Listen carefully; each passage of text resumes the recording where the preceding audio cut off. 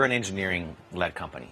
All of our executives are engineers, and our audience are also, engineers, geeks, people who really love spec. And the reality is that whatever product we announced, the one thing that people would do is look across the entire ecosystem and compare.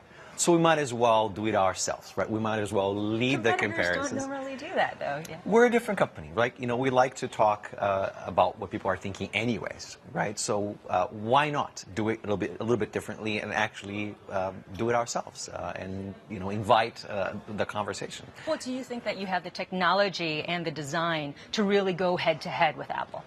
Well, we've been working on this particular product. This is Mi Note, which we announced yesterday, for 3 years, right? So this is a product that has, was not designed in response to the iPhone 6 Plus or the Galaxy Note 4 or anything like that. It's a product that's been in the making for some time, right? So we really, really think that talking about it in great detail, spending every, even like 3-4 minutes talking about the curved glass on the back, is actually well worth doing because we know so much about it. We spent so much time designing it. Well, yesterday after the launch, I was listening to so many industry players and some critics who were saying, Xiaomi is just a copycat player. You're seeing that they're copying a lot of Apple strategy and design, and they're saying, well, look, the Xiaomi Note even borrowed the name from Samsung. What would you say to them?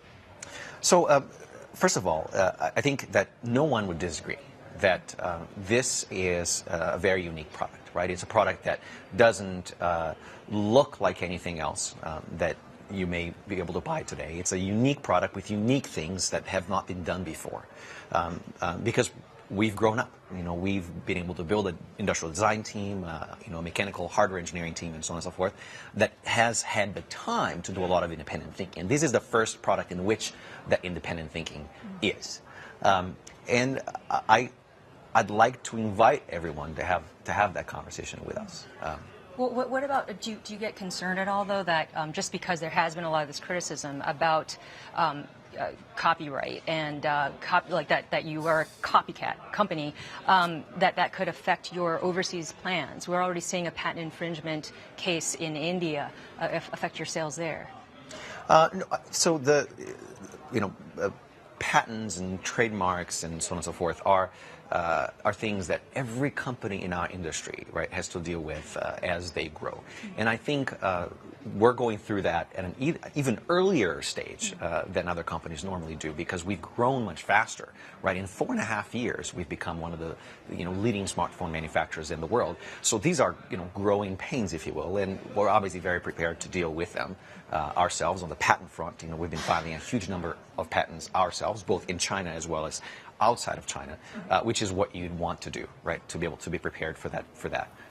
So we're ready for it. Okay, great. I think Pauline, one of my colleagues, is going to ask you now a question. Pauline? Yeah, Hugo, in just under 5 years, Xiaomi has already become the #3 smartphone maker in the world. So the amount of distance you've covered in such a short time is incredible. You've ventured out of China, focusing on India and Indonesia. But when will you be ready to tackle the developed markets in the U.S. and in Europe?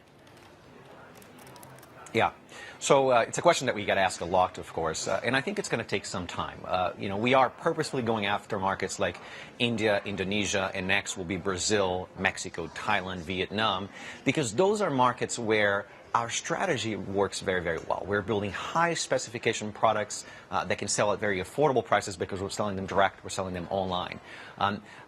Because of, GDP per capita, per capita income being much lower in these markets, the value proposition is that much more significant compared to the U.S., for example, where most handset prices are hidden behind, contracts, 18, 24-month contracts. So the value proposition is much more significant in developing markets. Plus, entering markets like the U.S. and Europe requires, just really, really being grown up and really being ready because these are incredibly competitive markets where, you really have to have your marketing polished up and ready in a way that I think will take us a couple of years to get to.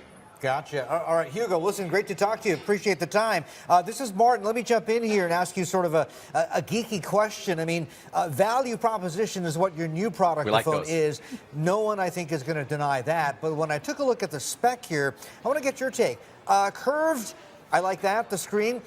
Gorilla Glass, I'm not so sure because, I mean, Apple, as you well know, has had serious problems with Gorilla Glass. And, you know, people should be, are thinking or would prefer Sapphire. Did you consider that, or was it more of a cost issue why you did not go down that route? Yeah, so first of all, the reason why Apple has been having some issues with their glass is because the glass is not protected. If you look at our device, the way we designed it, the edge, the metallic edge is a little bit higher, so it'll protect the glass more, and you'll see that it's going to shatter much less often. You know, secondly, Sapphire, contrary to what a lot of people think, is actually not as shatter resistant as Gorilla Glass 3. It is more scratch resistant, but not as shatter resistant because it's much more rigid. So in addition to being much more expensive, there's actually serious doubts amongst experts as to whether it would actually be a better choice for a large screen, perhaps for a small watch screen, but not for a large screen like a mobile phone.